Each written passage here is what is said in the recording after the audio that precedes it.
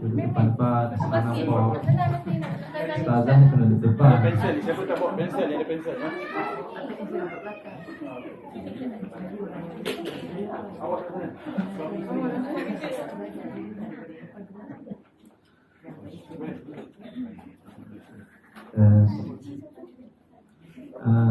InsyaAllah kita mula kelas kita malam ini dan kita membuka hati kita dengan istighfar dan taubat dan selawat. Itulah perjalanan rohani.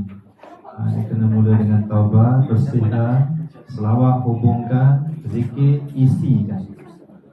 Itu jalanan nak hidupkan hati. Istighfar tu dia bersih, selawat dihubung dengan cahaya Nur Muhammad, zikir dia mengisi. Itu maksudnya tahalli, takhalli dan tajalli. Mengisi. Tak ada kan? Tak ada lagi? Tak ada. Ada pun tak apalah, kita jalan dulu. Astaghfirullah Rabbal baraya, astaghfirullah minal khataya, astaghfirullah Rabbal baraya, astaghfirullah minal khataya, astaghfirullah Rabbal baraya, astaghfirullah minal khataya.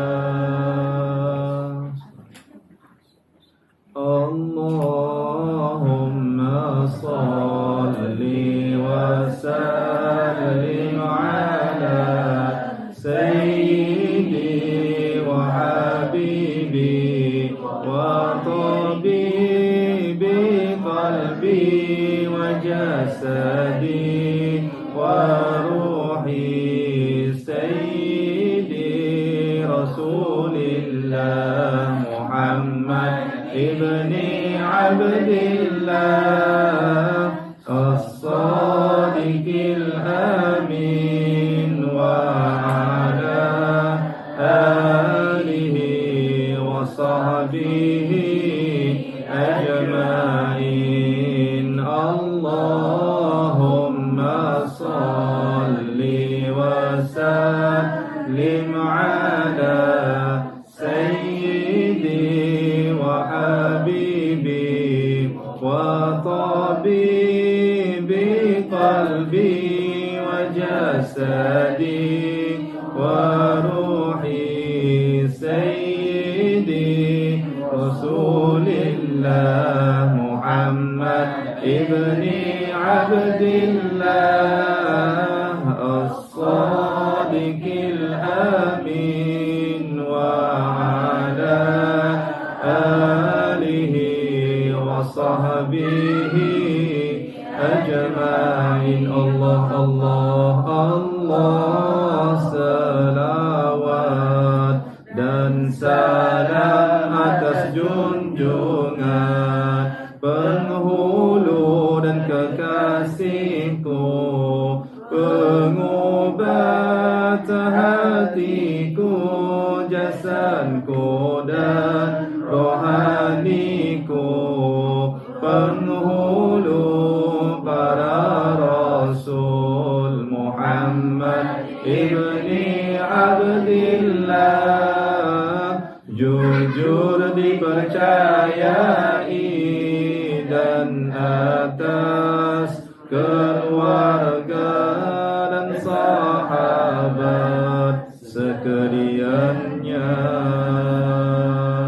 Allahumma shalli. Hasbi Rabbi Jallallah, ma fi qalbi ghairullah, Nur Muhammad sallallahu la ilaha illallah. Hasbi Rabbi Jallallah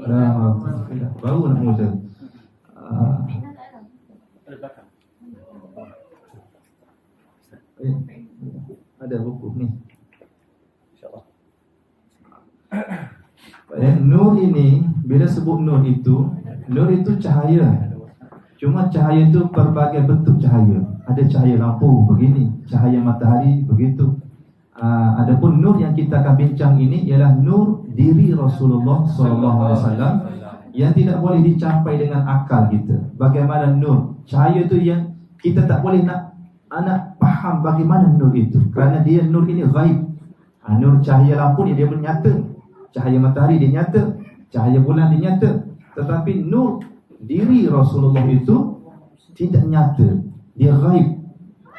Ghaib, tidak terlihat. Dalam Al-Quran terdapat sebutan tentang nur, antaranya ialah firman Allah Ta'ala sebut, Ya ahlal kitab qad ja'akum rasuluna yubayyinu lakum kathiran mimma kuntum tukhfuna minal kitab wa ya'fu an kathir qad ja'akum minallahi nur. Situ nak difokusnya. Qad ja'akum minallahi nurun wa kitabun mubin. Hai ahli kitab, sungguhnya telah datang kepadamu itu Rasul kami menjelaskan kepadamu banyak dari isi Alkitab yang kamu sembunyikan, dan banyak pula yang dibiarkannya. Sungguhnya telah datang kepada kamu itu nur, cahaya daripada Allah, dan kitab yang meneranginya. Jadi kesimpulan di sini nak cerita yang banyak-banyak tafsir Jalalain, tafsir Al-Qurtubi, tafsir At-Tabari, banyak-banyak ahli tafsir mentafsirkan bahawa nur itu ialah diri Rasulullah sallallahu alaihi wasallam. Maksudnya diri Nabi ni ada dua. Satu diri yang dinamakan jasad, yang kedua ialah ruh. Ruh. Jadi nur itu dua-dua nur. Tubuh Nabi adalah nur, rohani Nabi juga adalah nur, batin Nabi adalah nur. Yang ada di Mekah, di Madinah itu nur dalam bentuk tubuh jasad yang dapat dilihat. Adapun nur rohani Nabi itu tidak dapat dilihat, tetapi dia wujud. Nur itu rohani. Maka nur inilah rahsia banyak di situ, rahsia-rahsianya itu. Telah datang kepada kamu nur, kata Al-Qurtubi dalam tafsir Qurtubi, dari Allah, iaitu cahaya, dikatakan Islam dan dikatakan Muhammad sallallahu alaihi wasallam, dan kitab itu Al-Quran. Selesai dah muka surat 9 tu. Maksudnya nur itu ialah siapa? Diri Rasulullah sallallahu alaihi wasallam. Sebab di alam nur lagi Nabi sudah nurnya di alam nur. Dan nur itu boleh faham tak? Nur ataupun disebut sebagai hakikat Muhammad, ataupun disebut sebagai ruh Nabi sallallahu alaihi wasallam. Kan kita ada ruh, ada jasad. Ada ruh, ada jasad. Dikatakan juga dalam kitab Kashful Asrar bahawa Kashful Asrar, betul tak? Salah, Kashful Asrar, pembukaan segala rahsia, bahawa ruh kita ini martabatnya sama dengan jasad Nabi. Adapun batin ruh Nabi itu adalah rahsia diri kita, rahsia insan. Sebab itulah ruh ini ataupun nur Muhammad ini adalah permulaan segala ciptaan, segala-gala. Dialah kekasih awal dan akhir. Kalau Jamal Abdillah katalah, Allah Ta'ala kata, dialah, kerana nur itulah kuciptakan segala-galanya. Langit, bumi, matahari, bulan, bintang, alam, makhluk ini dengan nur itu diciptanya. Ini dikatakan awal kejadian. Nur ataupun ruh Rasulullah sallallahu alaihi wasallam. Maka kita mengenal Allah dengan nur itu. Kita boleh cinta kerana nur. Kita boleh ingat Allah kerana nur. Kita boleh khusyuk sembahyang kerana nur itulah yang membimbing rohani kita itu. Kita boleh sabar dalam hidup. Kenapa boleh sabar? Kerana jiwa kita menyatu dengan nur Rasulullah sallallahu alaihi wasallam. Tanpa penyatuan itu kita tak boleh sabar. Nampak? Cahaya itulah yang menyebabkan kita boleh sabar. Maka di sinilah ulama-ulama di kalangan aulia, mereka menekankan tentang selawat itu, supaya dengan selawat itu jiwa kita menyatu dengan nur ini, sehingga terbentuknya akhlak-akhlak Muhammadiyah dalam hidup kita ini. Ini pintu yang utama. Rezeki juga lebih terbuka di situ, rezeki. Sebab itu kami ada ke kalangan kami ada, dia panggil rawatan dalam bentuk barakah selawat nur, barakah sanad berselawat. ataupun selawat bersanad. Antaranya minyak ni rawatan. Kita gunakan barakah selawat saja dalam rawatan itu. Sebab yang menyembuh itu Allah. Kerana nur, kerana cintaku pada Muhammad, lalu ku sembuhkan, kata Allah. Inilah bagi hakikat Rasulullah sallallahu alaihi wasallam ini di alam kejadian, dipanggil alam nur. Maka sambung muka surat 10, alam tanpa manusia adalah mati. Betul kan? Alam kalau tak ada manusia, tak ada rumah haji, tak ada kereta, tak ada. Yang buat kereta manusia. Tapi kalau alam ini tidak ada manusia, maka mati alam ini, tidak berfungsi. Manusia tanpa roh adalah mati. Manusia, tubuh ada, jasad, roh tak ada, mati. Begitu juga roh kita tanpa Rasul adalah mati.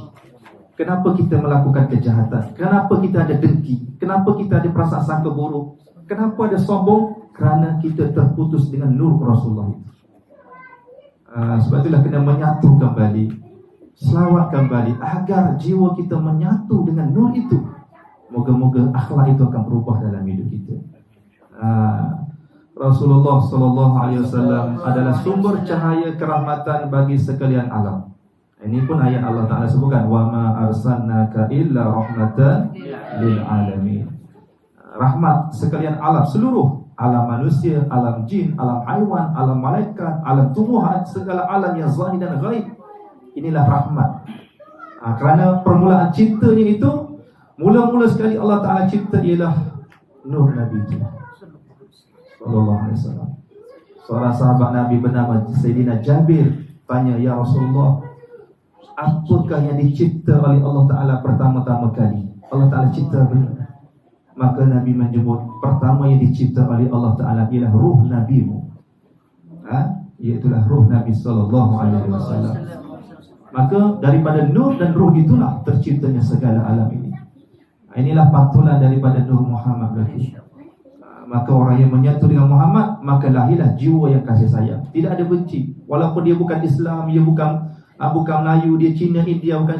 Jiwanya adalah jiwa kasih sayang, sebagaimana jiwa Rasulullah sallallahu alaihi wasallam. Kan laqad ja'akum rasulun min anfusikum azizun 'alaihi ma 'anittum harisun 'alaikum bil mu'minina raufur rahim. Itulah jiwa.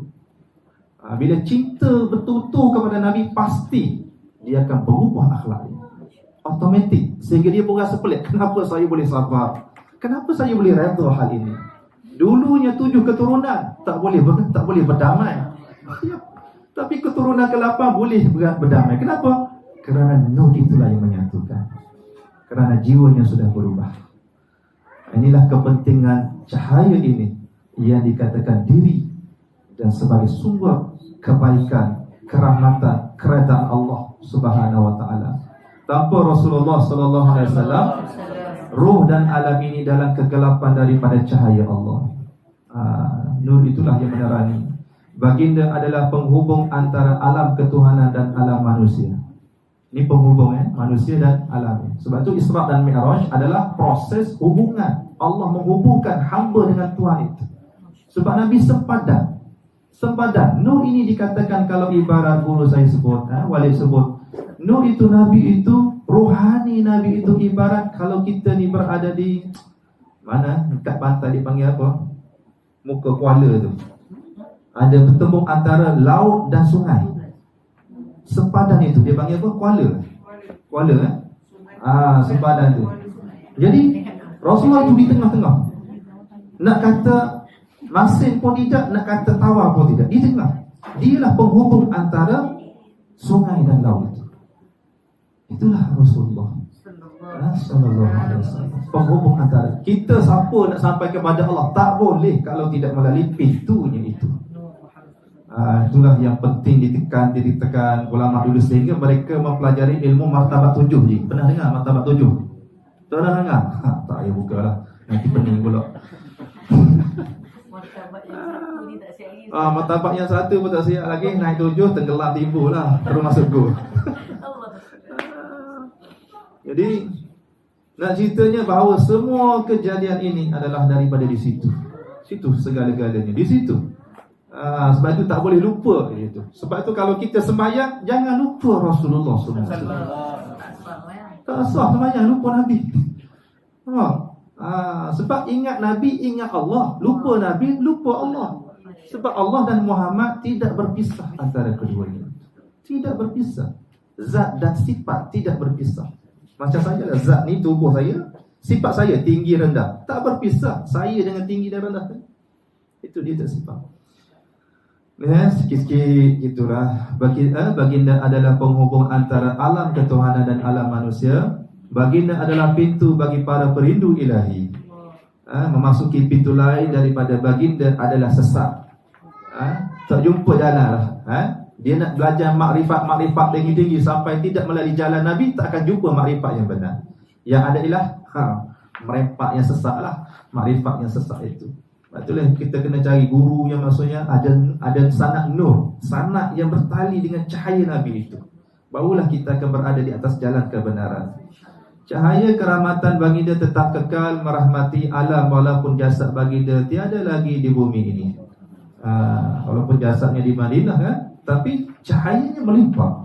Di mana ada majlis selawat, di situlah ada Nur Muhammad. Kehadiran Nur Muhammad itu. Sebab itu rumah yang dihidupkan dengan selawat, rumah itu dipelihara, dijaga, dipandang oleh Allah Ta'ala. Kerana di mana saja ada hambanya yang menyebut nama kekasihnya itu, pasti akan diberi tumpuan oleh Allah. Sebab itu hidupkan selawat. Nak keselamatan, selawat. Sebagai pintu ataupun dia panggil pagar rumah dengan selawat atau pagar rumah. Kalau yakin di situ, faham di situ hakikat pagar, isyarat dia. Allahumma salli ala sayyidina Muhammad. Ya Allah, dengan barakah selawat ini ya Allah, pagarkan rumahku daripada segala kejahatan. Pagar dengan nur. Dengan ustazah tu. Dengan nur Muhammad itu, insya-Allah. Ini rahsia sebenarnya, rahsia alam nur. Daripada, kalau dipanggil lapisan dia, daripada alam nur, alam Nabi turun kepada alam lahud, alam ruh kita, baru kita tu. Kemudian turun alam malaikat, turun bagi alam jin, turun bagi baru masuk alam ini, alam dunia ini. Alam dunia ini. Maklumat tentang alam ruh tetap tersimpan pada ruh bagaikan chip komputer. Benda dah ada dah kan? Maklumat tentang di alam ruh, maksudnya alam tauhid, tentang makrifat dengan Tuhan sudah ada dah. Setiap awal ni sudah ada dah pengenalannya kepada Allah. Semua dah kenal Tuhan dah, belakangnya asalnya ruhnya. Cuma masuk ke alam dunia ni terhijab. Terhijab dengan akalnya, terhijab dengan jasadnya, terhijab dengan dosanya, menyebabkan dia tak lupa Allah itu. Sebab itu datangnya Nabi ni mengingatkan balik. Mengingatkan balik, wahai hambaku, wahai umatku, wahai kekasihku, kamu hidup ini adalah tempat Allah menguji kamu tentang iman, tentang tauhid dan akidah itu. Jadi chip itu sudah ada dalam diri kita. Dia macam komputer lah, cuma virus banyak. Berat virus. Buka berat. Tak tahu kenapa tak keluar. Sebab virus banyak, dosa banyak. Sebab itu payah nak ingat Allah. Bahkan syirik dengan diri sendiri, syirik dengan menduakan Allah dengan nafsu, dengan makhluk. Cinta itu diduakan, maka dia tak akan jumpa. Chip sudah ada, dia tak terbuka. Sebab tu kena proses. Dia panggil apa? Format balik kan. Format kan balik. Restart kan apa? Dia tengah restart. Restart balik. Baru nak format dah restart. Ia hanya dapat dibuka dengan kod mengucap 2 kalimah syahadah. Sebab tu orang yang nak masuk Islam, nak terbuka pintu kepada Tuhan ini, dia kena mengucap 2 kalimah syahadah. Baru dia mu'allaf balik, mu'allafati qulubuhum. Mana dia berubah ataupun berbalik kepada hati mereka, kepada Tuhan balik. Dia terlajak jalan, sesat jalan, dia mu'allaf, patah balik. Itu bagi masuk mu'allaf. Dia kena buka sini balik. Nak kenal Allah, nak bertauhid, nak cinta Allah, nak khusyuk sembahyang, nak dapat akhlak yang baik, di sini kunci dia. Kuncinya di sini. Dibuka balik kod dengan kalimah, 2 kalimah itu, asyhadu an la ilaha illallah. Itu ghaib. Allah itu ghaib. Muhammad Rasulullah itu zahir dan ada batinnya. Faham tak setakat ni belajar ni takut berat. Biasa belajar fiqh ringan kan, belajar tajwid ringan. Tiba-tiba belajar tauhid Allah beratnya nak faham. Benarnya ilmu ni sudah ada dalam diri masing-masing, cuma nak buka balik. Buka balik, nak kembali kepada Allah. Itulah tauhid. Mentaati dan ajaran Rasul, perintah dan ajaran Rasul. Apabila mereka menerima dan ikhlas bahawa Nabi Muhammad sallallahu alaihi wasallam adalah nabi, maka nur kerahmatan akan melimpah dalam jiwa dan memimpin mereka kepada Allah. Maknanya dia melakukan perintah ibadah-ibadah dan juga meninggalkan segala larangan dan ajaran Nabi diikut. Kuncinya di situ. Kenapa orang Hindu, orang Buddha, ibadat dia hebat, Tok Cha, Tok Sami tu hebat, tasbih besar. Tasbih besar, jalan kaki ayam. Hebat dia boleh terangkat ni, boleh. Duduk sela tu boleh terangkat daripada tempat duduk dia tu. Hebat dia. Kenapa dia tidak ada, maksudnya tidak diterima oleh Allah Ta'ala walaupun ibadahnya hebat? Kerana tidak terbuka kunci itu, tak jumpa kunci. Kerana dia meninggal Muhammad sallallahu alaihi wasallam. Tinggal Muhammad sesat. Sebab itu jalan dia. Jalan dia di situ. Semakin bersih seorang itu dalam amalannya dengan ikhlas dan sidik kepada Allah, maka semakin melimpah nur pada jiwa itu. Ini di sini pentingnya orang yang membimbing kita bagaimana nak amal, bagaimana amalan yang boleh membawa kepada Allah. Kalau belajar fiqh, amal itu membawa kepada pahala, kelebihan-kelebihan. Tapi kalau belajar tauhid sufi, tauhid tasawuf, ini dia belajar amal itu membawa kepada penyucian, pembersihan jiwa itu, sehingga membawa kepada Tuhan. Makin bersih makin ingat Allah, makin bersih makin rindu pada Allah, makin bersih makin asyik dengan Tuhan. Dan kenapa saya ibadah tak bagi tak degih, bahasa Kelantan tak degih, tak memberi kesan kepada jiwa saja. Kenapa saya ibadah zikir macam-macam? Kenapa makin sifat makin sombong, degih masih menebal? Kenapa? Karena tidak terjumpa betul dengan kod ataupun kunci tadi. Yang dia amal dan cari kelebihan, tak jumpalah kesuciannya. Sebab itulah melalui jalan sufi lah jalan yang boleh menyucikan hati itu. Fiqh kena belajar juga, jangan tinggal. Jadi semakin melimpah nur itu, nur Muhammad di dalam jiwanya menyatu, maka jiwanya akan berubah. Yang deki hilang deki. Tapi kenapa aku hilang deki? Sebab apa? Nur itu. Kan ada lagu nada murni kan dulu. Bila nur melimpah di hati, manusia itu bangun dari alam kegelapan. Kan nur itu masuk dalam tersedar diri. Saya lah dulu, kita mengajar juga ilmu, tapi ya Allah, penuh dengan sombong dulu. Sekarang pun sombong lagi. Ya Allah, tak habis benda tu, tak habis, kecuali hati itu sentiasa sedar dan menyatu dengan cahaya itu. Itulah nak dijaga sebenarnya, nak digila, nak dijaga, nak ditajamkan mata rohani kita itu. Kemudian kekuatan nur yang melimpah akan dapat membuka kembali chip maklumat alam ruh. Dia balik semula tu, alam diri kita yang sebenar. Dipanggil sedar diri lah. Kalau tak sedar diri, terbuka itu, asyik dengan dunia, dengan nafsunya, dengan makhluknya, dengan hidupnya itu, sehingga dia lupa Allah, lupa dibagi perjanjian asalnya, dan lupa matlamat hidupnya itu, sehingga mereka akan terkasyaf, mana terbuka kembali di alam ruh itu. Tak serta ni, segala pandangan dan perjanjian di alam ruh dahulu akan terbuka. Apa perjanjian dia? Perjanjian tauhid tadi, akidah tadi, cinta tadi kepada Allah. Maka mengenal mereka akan hakikat dirinya, hakikat nur, yakni Rasulullah SAW itu, dan rahsia ilahi secara kasyaf, secara terbuka, nampak jelas dengan mata batin, mata rohani itu. Maknanya ringkas ceritanya, maksudnya kita ni asal kita roh, diri kita roh. Faham tu roh? Roh tahu roh dah? Pernah tengok roh? Tak pernah tengok kan? Saya pun tak pernah tengok roh. Tapi ada dia dalam ni. Mana bukti adanya roh? Mata melihat, telinga mendengar, mulut boleh cakap. Itu tanda adanya roh dalam. Kalau roh keluar daripada tubuh saya, mulut ada tak boleh cakap, mata ada tak boleh melihat. Ada. Jadi roh itu ada di dalam ini. Maka perjanjian yang berjanji sebenarnya roh kita yang dalam itu berjanji dengan Tuhan. Ketika diciptakan di alam ruh dulu, alastu bi rabbikum qalu bala syahidna. Tuhan tanya semua perhimpunan, lebih ramai lagi lah. Tuhan himpun semua ruh-ruh yang ada ketika itu. Jasad belum ada lagi, tubuh kan buta rasa, buta cinta dengan Allah. Di akhirat nanti kita akan lebih buta lagi untuk berjumpa betul dengan Tuhan. Wa man kana fi hadhihi al-a'ma fa huwa fil akhirati a'ma wa adallu sabila. Siapa yang buta melihat Allah di sini, maka di akhirat dia lebih buta lagi, bahkan lebih sesat lagi.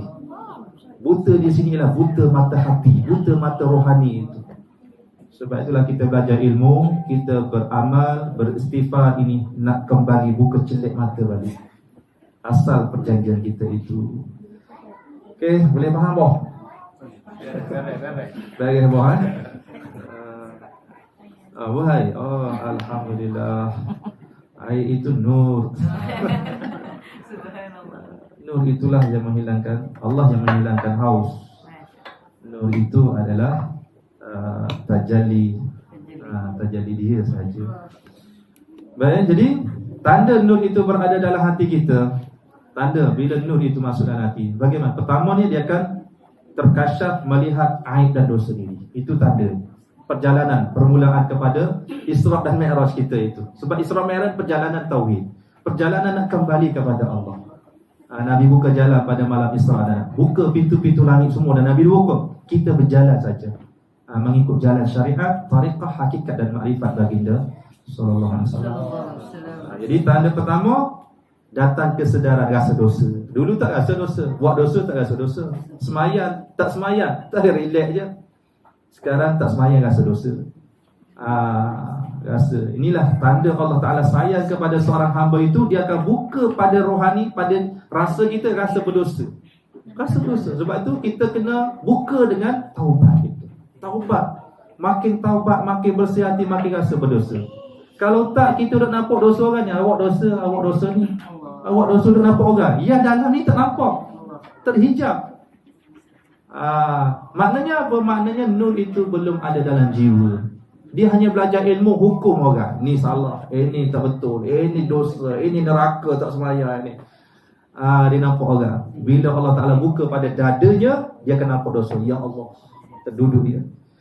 Makin dibuka, makin banyak dosanya, makin banyak dosa, sehingga menangis dengan Tuhan dengan dosanya itu. Sehingga tak ada masa nak tengok dosa siapa salah, siapa dosa siapa, tidak lagi. Dia hanya celak mata tengok dosanya, celak mata tengok dosanya. Inilah kasyaf yang dikendaki dalam perjalanan tauhid. Dia tengok aibnya dia, ya Allah. Apa? Jadi makin ibadah, makin dibersihnya hati, makin nampak. Sebab dosa ni berlapis-lapis dosa ni. Dosa peringkat awal, dosa syariat. Contoh kita katalah kita mengumpat orang, itu dosa. Kadang-kadang tak rasa dosa tu kan, relax je mengumpat tu. Bahkan seronok pula je. Seronok. Kalau 2-3 orang makin laju.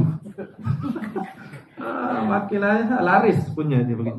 Buat grup pula. Innalillahi wa inna ilaihi raji'un. Jadi bila dibuka rohani itu, Ini macam dah grup. dia nampak dah, ya Allah, baru nampak dosanya. Dulu tak nampak. Dia tahu dosa tu, tapi tak nampak. Kerana hatinya belum ada nur lagi.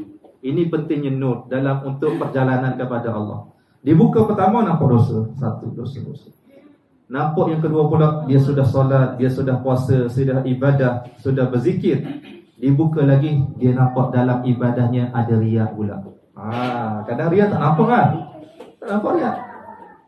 Contoh saya mengajar, tak nampak. Siapa nampak riak saya riak? Tak nampak, sebab benda dalam.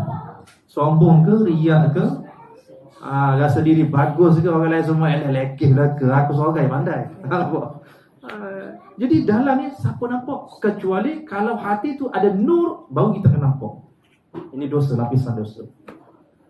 Dosa ujub, lagilah dalam dan halus. Ujub ni rasa mulia dengan mulia, rasa bagus je. Riak tak ada dah, nak nunjuk tak ada. Tapi rasa perasan, perasan dengan ilmu, perasan dengan amal. Nampak? Ini bagi perasan dengan dirinya. Ini bagi ujub yang boleh menghancurkan pahala dan cahaya ibadah kita itu. Kerana kosonglah ibadah, penat, tidak ada apa-apa. Ini di pertama dibuka. Kalau nur itu masuk lagi, kasyaf yang kedua ialah hatinya sudah cenderung kepada akhirat, cinta akhirat dah. Dunia dia cari, tapi untuk akhirat. Dulu kita cari dunia untuk kepentingan kita kan. Nak ni, semua kita nak. Sekarang bila hati dibuka untuk cinta akhirat, apa yang Tuhan beri kepadanya itu digunakan untuk sedekah, untuk infak, untuk derma, untuk bantu orang. Mana bukan untuk dirinya lagi. Ni yang Tuhan buka. Bila tanda nur itu masuk dalam, dia akan terbuka hal itu. Ini perasaan. Dia tak boleh lari. Ini ada, dia panggil hakikat yang akan berlaku. Kita sendiri akan rasa sendiri, oh sudah cenderung pada akhirat, takut dah. Maka dunia ini hanya dia panggil mazra'atul saja, tempat dia bercucuk tanam saja. Mazra'atul akhirah. Kemudian yang ketiga, bila nur itu masuk, terbuka yang ketiga ialah dia akan terkasyaf melihat di balik dirinya dan alam itu adalah sifat-sifat Tuhan. Tengok air, dia nampak di sebalik ini Ar-Razzaq. Ini dia tu nampak Ar-Razzaq. Mata melihat air, tapi mata hati yang terbuka itu ada nur itu, dia nampak ini Ar-Razzaq, rezeki Tuhan. Ataupun dia nampak Al-Qudus. Kalau dia buka Al-Qudus, nampak inilah yang menyucikan. Menyuci dahaga. Kalau dia bila air menyuci tubuh, menyuci pakaian, dia nampak Al-Qudus. Di balik air nampak Al-Qudus. Dia buka, dia nampak sifat-sifat Tuhan itu. Kalau nampak siang malam, dia nampak di baliknya qudrah iradah Allah. Ini dikatakan kasyaf. Inilah tauhid, inilah makrifat bagi. Bila sebut belajar tauhid, belajar makrifat, belajar akidah, dia sama saja. Makrifat ni maksudnya mengenal kan, mengenal. Kenal Allah peringkat pertama, faham ilmu sifat 20. Itu kenal pada peringkat akal, ilmu. Kemudian kenal Allah pada hati, dia cinta. Kalau tak kenal, maka tak cinta. Bila dia kenal, dia cinta. Mana dia ingat. Kalau tak ingat Allah, tak ingat, tengok air tak ingat Allah, bermakna kita belum ada cinta, belum ada ingatan, belum ada makrifat pada hati. Kita hanya tahu air ini dari Allah, tapi hati kita tengok tak rasa apa-apa. Kita hanya tengok air saja. Itu makrifat. Nanti kita bincang pula makrifat, tingkatan-tingkatan makrifat. Ini bicara nur dulu supaya kita faham hakikat nur itu. Yang tempat kita memandang, kita mengenal, kita menyaksi, kita merindui Allah Ta'ala itu. Di situ tempat ini.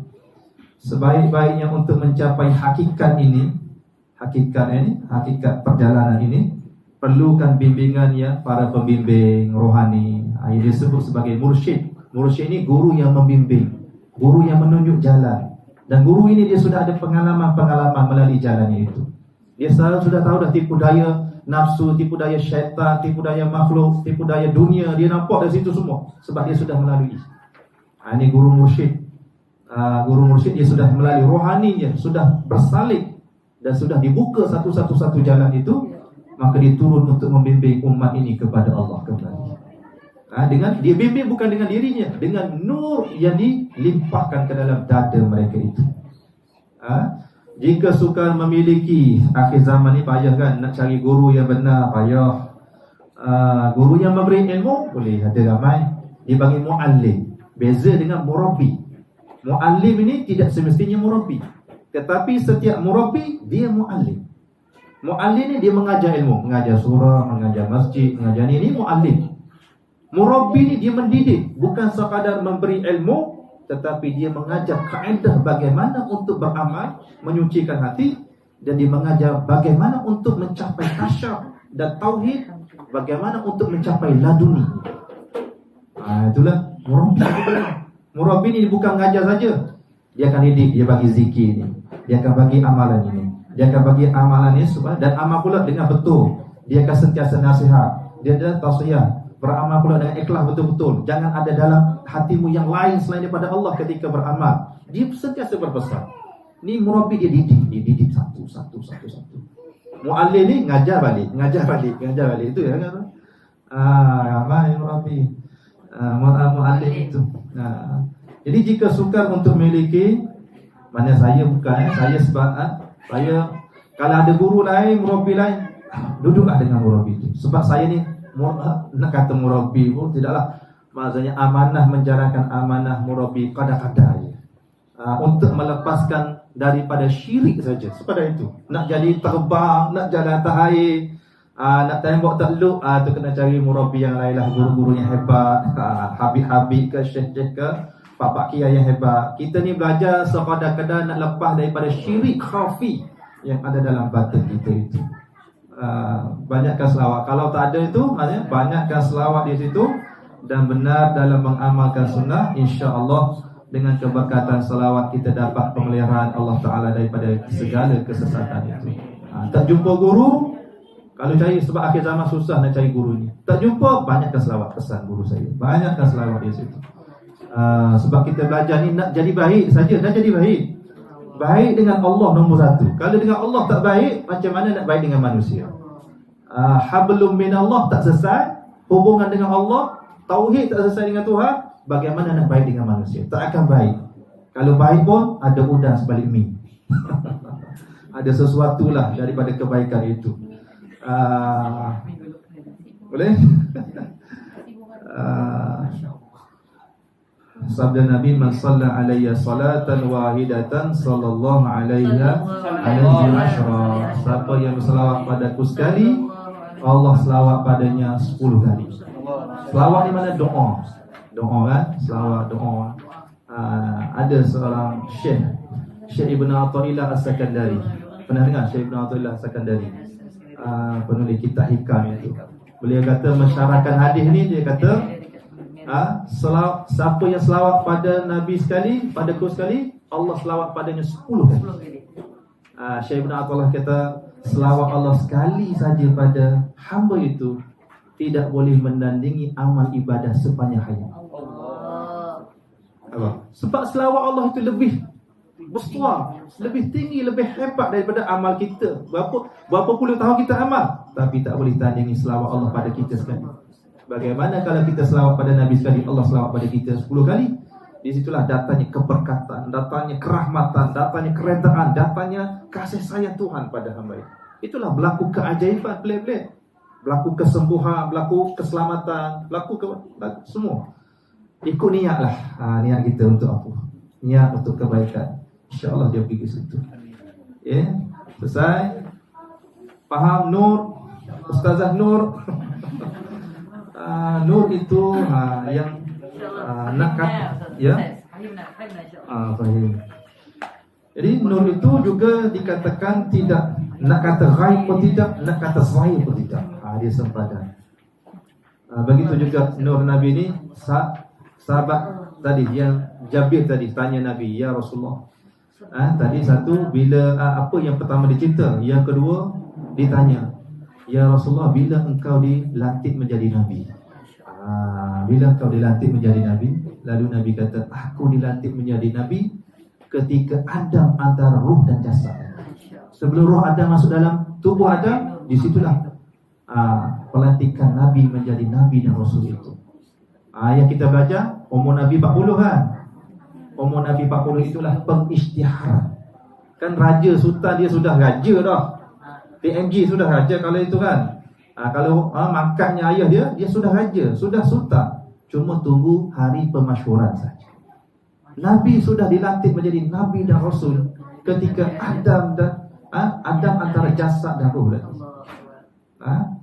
Nabi ni sudah Nabi di alam nur lagi. Bicara ta'abilah sebab dia lautan sangat. Yang kita kadang-kadang sampai tak faham. Sampai tak faham. Ada soalan situ bang? InsyaAllah ada. Sebab cerita kisah berkaitan dengan kejadian Nabi Adam ini, bila ada kisah yang ditanyakan oleh Nabi Adam tentang apakah yang, kenapa tiba-tiba ketika dia ada hidup, Nabi Adam dihidupkan oleh Allah SWT, tiba-tiba dia terlihat nur Muhammad itu ketika ingin masuk ke dalam kiamat itu. Ya, itulah hakikatnya. Nabi Adam dicipta daripada nur juga. Nabi Adam bapa jasad kita. Adapun Rasulullah itu bapa rohani kita. Bapa roh itu. Itu bapa. Sebab tu kena cari ayah lagi. Jangan cari ayah rohani kita. Siapa? Rasulullah tak sampai kita cari pewaris-pewarisnya yang benar itu. Barulah kita akan terbuka pengenalan kita cinta kepada Allah. Kalau tak terbuka, keagungan. Sehingga Nabi Adam juga, kerana Nabi Adam pun pernah buat melakukan kesalahan sehingga keluar daripada syurga kan. syurga. Puluhan tahun Nabi Adam menangis dengan Tuhan, ya Allah, ampunlah dosaku ya Allah. Tuhan tak pandang pun dosa, tak pandang pun permohonan Nabi Adam itu. Sehingga Nabi Adam pun teringat ketika berada di dalam syurga dulu. Dalam syurga terlihat satu kalimah di pintu syurga itu tertulis La ilaha illallah Muhammadur Rasulullah. Maka terlintas dalam hatinya, mesti Allah Ta'ala meletakkan sesuatu yang dicintai itu berdampingan dengannya itu. Maka yakinlah bahawa Muhammad itu adalah kekasih yang dicintai. Maka dia doa, ya Allah, bertawasul, ya Allah ya Tuhanku, dengan nama Muhammad ya Allah, aku mohon ampun padamu ya Allah. Tuhan tanya, wahai Adam, kenapa kamu sebut Muhammad? Muhammad belum zahir lagi, belum dilahirkan lagi.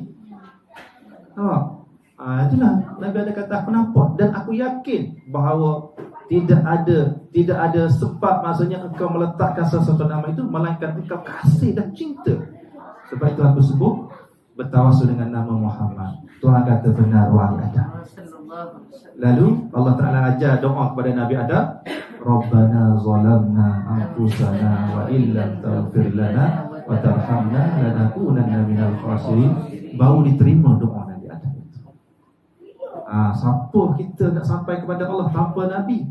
Nabi Adam pun tak boleh, Tuhan tak pandang. Doa kita, kalau kita doa yang tak sebut, kan, minggu lepas kita sebut dah, doa yang tidak sebut nama Nabi, tak, Tuhan tak pandang walaupun keluar air mata darah sekalipun. Menangis keluar air mata darah, Tuhan tak tengok pun. Begitu tak malam Isra dan Mi'raj, Nabi membuka pintu-pintu langit. Tak terbuka pintu. Kalau Jibril terbuka pintu, ditutup rapat pintu langit itu. Jadi malam ni nak cerita itulah, nak cerita keagungan Rasulullah sallallahu alaihi wasallam sebagai pintu utama kita untuk bermakrifat dan bertauhid kepada Allah. Itulah jalan dia. Cari jalan lain tak jumpa. Ilmu-ilmu kebatinan, belajar makrifat ilmu kebatinan, ayah pain. Sebab tidak ada Nabi Muhammad. Dia hebat sampai Hindu cium kaki dia, ayah pain. Minum air kaki ayah pain. Kena ayah pain. Tak kena ayah pain. Kerajaan langit. Tak pernah tengok. YouTube ada, tengok YouTube. YouTube. Malah tak tengok. Tak tengok pun tak apalah. Okey, boleh pergi lagi ni. Berapa dah kita? 10. Boleh lagi mata? Ajar boleh? Boleh je dia. Nak pergi ni tahu ni Kalau pergi pun kita sampai muka surat 14 je. 12, 13, 14. Allahumma salli salatan kamilatan wa sallim salaman tamman ala sayyidina Muhammadin alladhi tanhalu bihi al-uqadu wa tanfariju bihi al-qurabu وتقضى به الحوائج وتنال به الرغائب وحسن الخواتيم ويستسقى الغمام بوجه الكريم وعلى وصحبه بكل لمحة ونفس بعدد كل معلوم لك برحمتك يا أرحم الراحمين. Boleh faham tak? Boleh nampak tak? Itu. Dan Nabi ni ada dua. Satu tubuh jasad, yang kedua ialah ruh tadi, nur tadi. Maka jasad Nabi ni tak sama dengan kita. Kita bincang dah semalam minggu lepas kan. Nabi melihat 360 darjah. Nabi melihat. Kita kena pusing belakang baru tahu apa belakang. Nabi tak payah pusing, Nabi nampak apa yang di belakang dengan di depan. Nabi boleh melihat dalam cahaya, dalam terang dan gelap sama saja. Tutup lampu gelap zulumat, gelap gelamat. Gelap gelamat. Gelap. Tak nampak apa, tapi Nabi boleh melihat di dalam gelap itu seperti terang. Itu panggil luar biasa. Tak lama Nabi tak sama sebagaimana kita rasa sama. Tak, ia sama dari segi rupa, tetapi hakikat tubuh Nabi tak sama. Tubuh Nabi tidak dihinggap lalat dan nyamuk kan. Nabi tak pernah menguap. Kita boleh kira masing-masing. Sikit-sikit muak. Ailu Nabi kasturi, peluh Nabi kasturi, segala-galanya adalah kebaikan kerana dia nur, berjalan bawah cahaya matahari, tidak ada bayang Nabi. Inilah panggil khasais Muhammadiyah. Dia panggil keistimewaan yang ada pada diri Rasul itu. Kita belajar ni supaya kenal Nabi tu. Tak kenal Nabi macam mana nak kenal Tuhan? Tak akan jumpa pengenalan Allah Ta'ala. Siapa yang cinta Muhammad, dia akan cinta kepada Allah. Siapa yang membenci Muhammad, dia akan membenci Allah. Sebab dia tidak berpisah antara kedua-duanya. Kalau Muhammad itu sifat bagi Tuhan, Tuhan itu zat, Muhammad itu sifat. Okey, cakap ngaru saya lama-lama tak faham juga. Bahaya. Ustazah seorang faham jadi. Orang lain teman-teman. Tanya Ustazah, tanya Ustaz, tanya Ustaz Izam. Banyakkan selawat atas Nabi, wahai saudara-saudariku, cintailah sunnahnya. Dengannya kamu akan memiliki cahaya yang membuka pintu ketauhidan ihsan dan menanggalkan kotoran syirik pada batinmu. Itulah tujuan kita belajar ni, nak menyucikan syirik yang ada dalam batin kita itu. Sembahyang kadang-kadang nampak aku yang sembahyang, itulah syirik itu. Lagi seterusnya sikit lagi. Kalau nak berhenti bagi tahu angkat tangan, saya nak berhenti dah. Tak pernah cakap. Tak berani cakap. Dengan saya tak apa. Kalau rasa pernah nak berhenti lah Ustaz, okey, kita berhenti. Awal agama mengenal Allah. Awal agama itu mengenal Allah. Sebab kita santai-santai. Ilmu ni berat. Kalau kita tidak santai, lagi berat. Berat mata memandang, berat lagi hatiku untuk terbang. Awal agama itu mengenal Allah. Awal agama mengenal Allah. Awaluddin ma'rifatullah. Jadi awal agama mengenal Allah. Awal agama mengenal Allah. Jalan dululah. Firman Allah Ta'ala, wa fi anfusikum afala tubsirun. Pada dirimu itu mengapa kamu tidak merenung, bertafakur, melihat tanda-tanda kebesaran Allah. Ini tempat kita, Allah, tempat mengenal Allah di sini. Setelah kita terbukanya nur itu, kita tahu. Nabi kata kalau kamu nak kenal Allah, pandang dirimu, lihat dirimu. Pada dirimu itu adalah kenyataan bagi Allah. Sedang diri kita adalah rahsia Tuhan. Rahsia Tuhan nak cerita dia. Penceritaan kepada Allah. Awal agama adalah mengenal Allah. Awal mengenal Allah, mengenal diri. Awal mengenal diri, mengenal Rasul sallallahu alaihi wasallam. Awal mengenal Allah, mengenal diri. Awal mengenal diri, mengenal Nabi. Itu jalan dia. Berkata Arif Billah ni orang yang ahli makrifah lah. Orang yang sudah sampai jiwanya sudah tenggelam ataupun sampai kepada Allah, pengenalan yang betul, benar. Dia kata man arafa nafsah arafa rabbah, wa man arafa rabbah fani'a an nafsih. Siapa yang mengenal dirinya, dia akan kenal Tuhannya. Siapa yang kenal Allah, maka leburlah, binasalah, fanaklah dirinya. Hancur, tak ada diri. Sebab dirinya adalah datang daripada kewujudan Allah. Tak ada diri. Sifat ni hak Allah. Melihat milik Allah, mendengar milik Allah, suara milik Allah, dirinya milik Allah. Apa lagi dirinya ada? Ini jalan nak kenal Allah itu. Sebab itu kata Tok Pulamani kata Tok Palu sebut. Tok Palu kata, kenalilah dirimu rata-rata, nescaya kenal Tuhanmu yang nyata. Kenalilah dirimu rata-rata, nescaya kenal Tuhanmu yang nyata. Di sini tempat mengenal Allah. Tadi pintu dia di sini. Kenal Allah yang mana? Allah yang bersifat katalah wujud. Wujud Allah, nak cari dengan wujud Allah tak nampak. Nak cari mana tak jumpa. Di sini tempatnya. Wujudmu adalah kenyataan wujud Tuhan. Dirimu wujud bukan cerita wujudmu, tetapi cerita adanya Allah itu yang mencipta wujudmu itu. Itu jalan cerita dia. Bukan nak cerita saya ada, saya handsome, saya melihat, saya tidak. Sifat melihatmu itu menceritakan Allah itu maha melihat. Itu cerita dia. Ini tempat cerita dia. Walaupun kita banyak, abang Azwar pun ada melihat ni abang, ingatlah nama, melihat Isyam. Melihat banyak melihat ni datang daripada sifat melihat Tuhan. Siapa yang boleh kata dia melihat sendiri tanpa Allah, tanpa sifat Tuhan? Tidak boleh. Tak boleh. Sebab itulah katanya diri kita ni tempat Allah mencerita dia.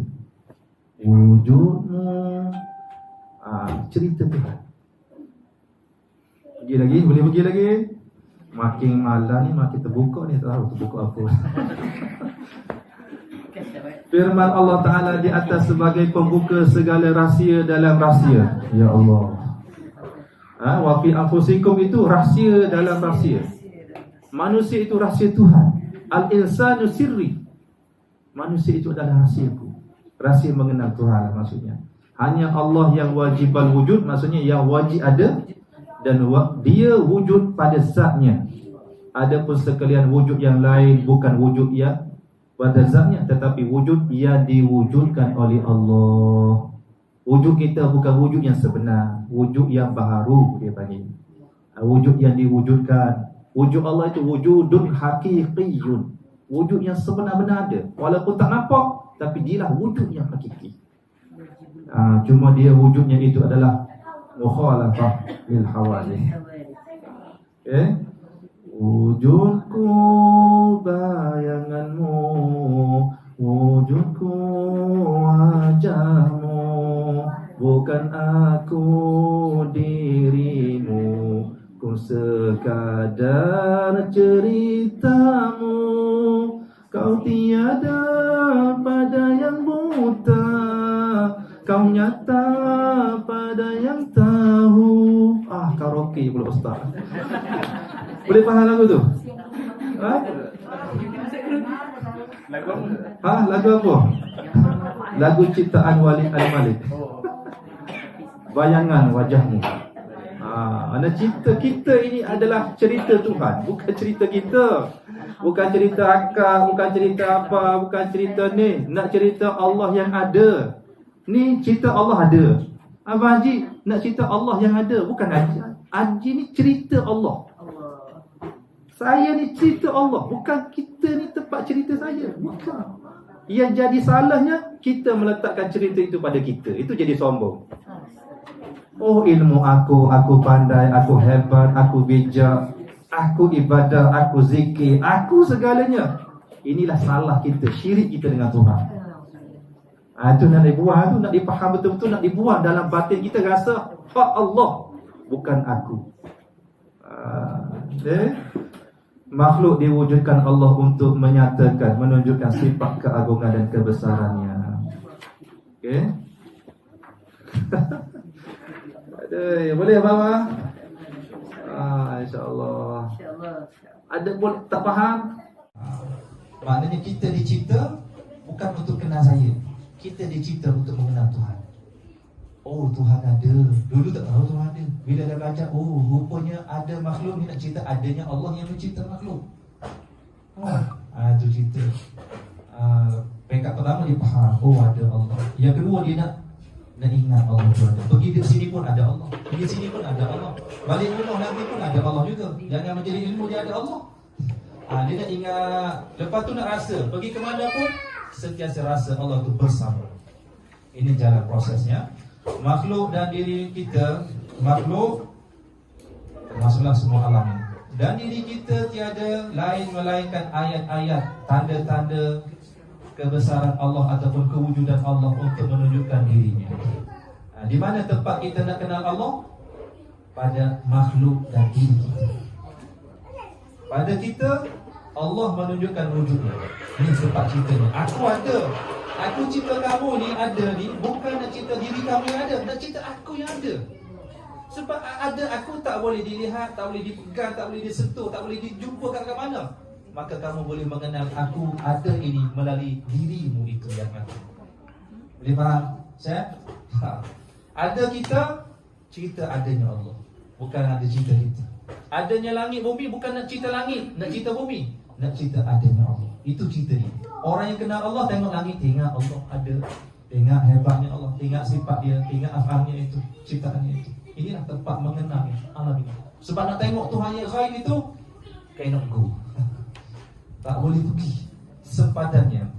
Tak boleh, sebab itu sempadan laisa mukhalafah. Usah lari mengejar bayanganmu, henti langkah jika kau sedar, duduk bersimpuh hadap dirimu. Sambung. Pada diri kita dia menunjukkan wujudnya, pada diri kita juga dia menunjukkan sifatnya. Apa sifatnya? Melihat. Dia nak cerita dia melihat, dia cerita. Oh, setiap kita ada sifat melihat. Pada haiwan ada melihat. Bukan nak cerita kucing ni melihat, lembu ni melihat, kami tidak. Nak cerita Allah yang maha melihat itu. Kenal Allah, Allah yang maha melihat. Jangan cari zatnya, lihatlah pada patulan dan ciptaannya itu. Pada diri kita dia menunjukkan asma, nama-namanya. Ar-Rahman, di balik air ada Ar-Rahman. Renung betul-betul ada kasih sayang yang ada di sini. Tanpa Ar-Rahman, tanpa wujud air. Kita ni ada Ar-Rahman, kasih sayang itu ada. Boleh hidup bernafas kerana kasih sayang Tuhan. Naik turun nafas ini bukan kerana kita jantung bagus, bukan kerana udara, tak, kerana kasih sayang Tuhan. Nampak tak kasih sayang Tuhan? Angkat, turun, keluar, masuk. Kasih sayang Tuhan di balik nafas. Ini orang yang kenal, dia nampaklah asma Allah, nama Allah Ar-Rahman di situ. Kalau tak kenal, aku yang bernafas. Paling sesak nafas baru cari Tuhan. Tadi doktor. Dan pada diri kita dia menunjukkan perbuatannya. Af'al ni perbuatan. Saya mengangkat gelas ini kerana apa? Mengangkat itu perbuatan. Adakah saya boleh angkat sendiri tanpa kudrat dan iradah? Tidak boleh. Dengan diperkudratkan sehingga nyata di situ af'al, boleh angkat. Dan siapa yang mengangkat sebenarnya? Kita tidak ada apa-apa untuk melakukan kecuali perbuatan Allah. Nak lihat diri kita ni, tubuh kita yang sebenar, hakikat kita, tengoklah orang mati. Itulah diri kita yang sebenar. Ada mata buta, ada telinga tuli, ada mulut bisu. Itulah orang mati. Itulah hakikat diri kita. Nak dulunya dia masa hidup dia boleh mengajar, dia boleh hafal Quran 30 juzuk, mati suruh dia sebut Jumpa dah kira mati. Hei orang mati, cuba sebut Masa hidup dulu kamu 30 juzuk, sekarang pun tak boleh. Maknanya lemahnya kita, jahilnya kita. Maka diperilmukan kita sehingga kita boleh mengetahui sikap, diperkudratkan kita sehingga boleh bergerak berjalan ini. Di sini Tuhan menyatakan sifatnya situ. Bukan kamu yang berjalan, dengan kudratku kamu boleh berjalan. Kalau kita lupa di sini, kita jadi orang yang sombong dengan Tuhan. Orang yang sombong bukan orang yang kaya. Orang yang sombong bukan orang yang ada pangkat. Orang yang sombong bukan orang yang adil. Orang yang sombong ialah orang yang lupa kepada Allah. Itu orang yang sombong. Walaupun dia ada ilmu sekalipun, dia rasa ini ilmu aku ilmu aku. Aku pandai, aku belajar sampai ke Mesir, sampai ke Jordan, sampai ke Mekah, sampai ke Yaman. Ilmu aku. Inilah orang yang sombong dengan ilmu. Kerana ilmu itu adalah milik Tuhan, diletak pada milik dirinya. Apa orang faham? Itulah kita, apa yang ada pada kita? Lemah, dhaif, buta, tuli, bisu, bodoh, jahil. Itulah hak kita. Kalau kita tahu situ hak kita, kita rasa hak kita itu, lemahnya kita, apa perlu nak sombong? Nak sombong dengan ilmu? Bukan ilmu kamu nak disombong. Terus, maka barang siapa yang melihat dirinya dan alam tanpa melihat wajah Allah. Wajah Allah mana tadi? Sifatnya, asma'nya, af'alnya tadi. Itu wajah Allah. Bukan muka. Wajah Allah ni pantulan sifatnya. Tadilah nampak kudrat iradah, nampak af'al, nampak ar-Rahman tadi. Itu wajah Allah. Kalau tak nampak, lihat diri dan alam, tak nampak Allah, sama ada af'al, sifat dan asma', mereka adalah golongan yang terdinding dengan waham, kegelapan awan nafsu dan khayalan akal, terhijab dengan waham, penyakit waham. Dia ada istilahnya waham, ada pada yakin, atas yakin, lepas tu syak, zon, waham. Boleh nampak tu? Yakin, syak, zon, waham. Yang bawah tak yakin lah, ialah keyakinan. Jadi yakin ni kalau kita letak persen, 100% yakin, 100%. Syak 70% kita kata. Dia percaya dah tapi 70% tak penuh. Kalau zon 50-50. Percaya tak percaya. Ini ragu-ragu, percaya tak percaya, akhir sekali tergantung. Kalau waham, waham memang lebih kepada tidak yakin. Ini penyakit. Kegelapan awan nafsu dan khayalan akal. Dan bawah nota kaki itu nombor 12 ya? Nombor 12 tulis bawah tu. Ulama tasawuf membahagikan nafsu pada diri manusia itu pada 7 bahagian. Inilah 7 langit, lapisan langit kan, Isra Mi'raj. Inilah nafsu, lapisan nafsu dia. Nafsu amarah, lawamah, mulhamah, mutmainnah, radiyah, mardiyah, kamilah. Kamaliyah ataupun kamilah. Nafsu amarah ini nafsu yang didominasikan oleh haiwan dan syaitan. Ni nafsu amarah memang dia tak belajar ilmu, jahil lah, jahil tuki. Mana buat dosa tu tak rasa dosa, relax je. Bunuh orang tu relax je. Kan tengok haiwan kan, kita tengok manusia yang bersifat haiwan, dia bunuh orang, tikam isteri je. Kerana apa? Kerana tak cukup makan ke apa? Goreng telur je makan, kena sembelih. Ini haiwan yang berupa manusia, kerana jiwanya jiwa haiwan, amarah. Kalau lawamah, dia sudah naik daripada haiwan, dia jadi jiwa syaitan. Dia sembahyang dah, puasa dah, belajar dah, tapi sombong dengan sembahyangnya. Ini jiwa syaitan, nafsu lawamah. Kita kena lepaskan, kena bersih nafsu itu. Kalau mulhimah ataupun mulhamah, ini jiwa nafsu ini pekat malaikat. Dia manis dalam ibadah. Kalau qiyamul lail itu 3 jam, relax je. Orang lain 10 minit dah sakit pinggang, dah tergolek dah. Aku ni 3 jam biasa je. Dia panggil timbul ujub. Kan malaikat begitu. Allah Ta'ala nak cipta Nabi Adam. Tuhan nak cipta Nabi Adam. Dia protes, ya Allah, kenapa kau ciptakan Nabi Adam, sedangkan kami ni pokok malaikat ni sentiasa memuji tasbih kamu. Kamu nak buat lagi makhluk yang melakukan kerosakan. Dia tengok dengan jin. Tuhan jawab, inni a'lamu ma la ta'lam. Aku tahu apa yang kamu tidak tahu. Maknanya dia rasa dia sudah bagus. Ini panggil nafsu ini perlu disucikan lagi, sehingga sekurang-kurangnya menjadi nafsul mutmainnah. Ini nafsu yang selamat daripada neraka sijjin. Kalau 3 tadi tak lepas daripada neraka. Akhirat kena salai dulu, kena bakar dulu, biar bersih nafsu 3 ni, baru boleh masuk syurga. Ulama kata 3 tu tak lepas, sehingga mutmainnah. Ya ayyatuhan nafsul mutmainnah, irji'i ila rabbiki radiyatan mardiyah fadkhuli fi ibadi wadkhuli jannati. Nafsul mutmainnah inilah alam lahut, alam diri kita yang sebenar, diri kita yang benar-benar di sisi yang mengucap alastu bi rabbikum tadi. Adapun nafsu radiyah ini naik lagi makamnya kepada nafsu para wali. Ini radiyah. Mardiyah para nabi-nabi. Dan nafsu kamalah itu jiwa Rasulullah sallallahu alaihi wasallam. Insan kamil ialah Rasulullah sallallahu alaihi wasallam. Kita tak mampu capai atas, tapi itulah manusia insan yang boleh sampai ke situ. Sidratul Muntaha. Nafsu radiyah itulah Sidratul Muntaha. Nafsu mutmainnah itu. Mutmainnah itulah sempadan Sidratul Muntaha. Dan kita boleh naik lagi kepada radiyah, menjadi wali-wali. Itu nafsu wali-wali. Manusia boleh naik. Malaikat sampai mulhimah saja. Dia tak boleh pergi sepadan Sidratul Muntaha, lebur diri dia. Malam Isra dan Mi'raj kan?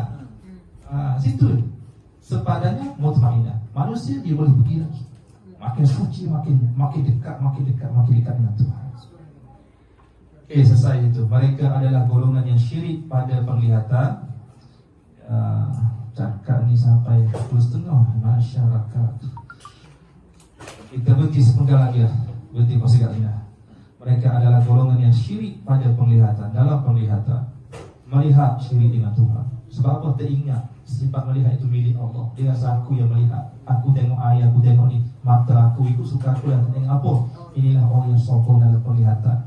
Dan inilah yang dikatakan menduakan sifat melihat itu, sifat Allah dengan dirinya. Ini dikatakan syirik, syarikat, kongsi. Tak boleh. Allah itu tauhid, tak boleh. Yang ada pada kita bukan hak kita. Pendengaran, syirik dalam pendengaran, sentuhan, pemikiran, perasaan. Apabila hal tersebut tiada berhubung atau bertali simpul dengan Allah, melihat diri dan alam tanpa melihat wajah Allah bersamanya adalah jahil murakkab. Jahil murakkab ni jahil yang tersusun. 2 kali jahil. 2 kali jahil. Jahil dah tak adalah jahil ilmu. Jahil pula dengan hakikat ketuhanan. Yakni jahil pada Tuhannya dan tiada mengenal keesaan, ketunggalan sifat Allah, dan jahil pada dirinya, yakni tiada mengenal hak pada dirinya. Dia tak kenal dirinya siapa dan dia tidak kenal Allah itu siapa. Itu bagi jahil murakkab. Sebab itulah nak kenal Allah, belajar diri, kenal diri, barulah di situ akan terbuka pengenalan kepada Allah. Barulah hilang syirik di situ. Ini baru ilmu. Penghayatannya belum lagi. Itu kena jalanlah sambil-sambil. Jalan slow-slow, sabar. Okey, berhenti situlah 10.30 dah. Kasihan esok yang ada kerja, sekolah dan sebagainya kan. Jadi kita akhir dengan doa dan munajatlah, hamba bersimpuh sebagai doa kita. Allahu Allahu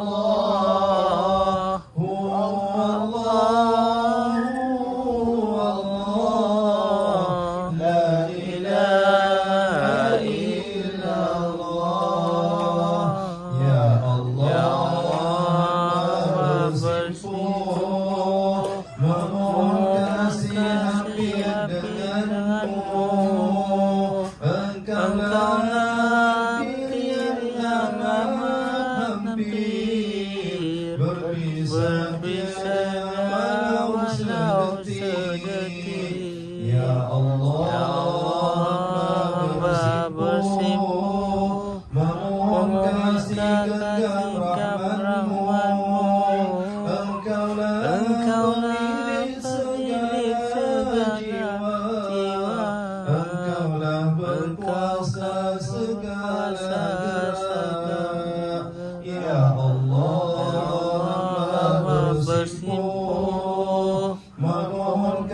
rintihan kami, Engkaulah makbul segala doa, Engkau pemegang segala nyawa. Ya Allah, hamba bersimpuh memohon kasih cinta darimu pada diri yang penuh rindu untuk menghirup makrifat denganmu. Ya Allah, hamba bersimpuh memohon kasih amat darimu dengan syafaat Rasul yang mulia, dengan barokah para awliya, dengan syafaat Rasul yang mulia, dengan barokah para awliya. Amin, amin, amin, amin. Amin, amin, amin, amin. Amin, amin, amin, amin. Amin ya rabbal alamin. Alhamdulillah, syukur pada Allah Ta'ala. Moga-moga dapat dipahamilah apa yang kita bicara ini sangat penting dalam perjalanan hidup kita dan Isra dan Mi'raj kita menuju kepada ma'rifatullah. Dan moga Allah Ta'ala beri kepahaman, ampunkan dosa kita, bersihkan hati kita, sucikan jiwa kita dan rohani kita kembali agar berada di atas nafsul mutmainnah yang redha kepada Allah, Allah redha kepada kita, dan istiqamah dengan nafsu ini, jiwa ini, sehingga dikurniakan dengan husnul khatimah di akhir kehidupan kita ini dengan kecintaan dan ketauhidan yang benar. Wallahu a'lam. Yang baik dari Allah, kurang dari saya minta maaf banyak-banyak. Aku qouli hadza astaghfirullahaladzim li wa lakum. Assalamualaikum warahmatullahi wabarakatuh. Waalaikumsalam warahmatullahi Selamat datang masa.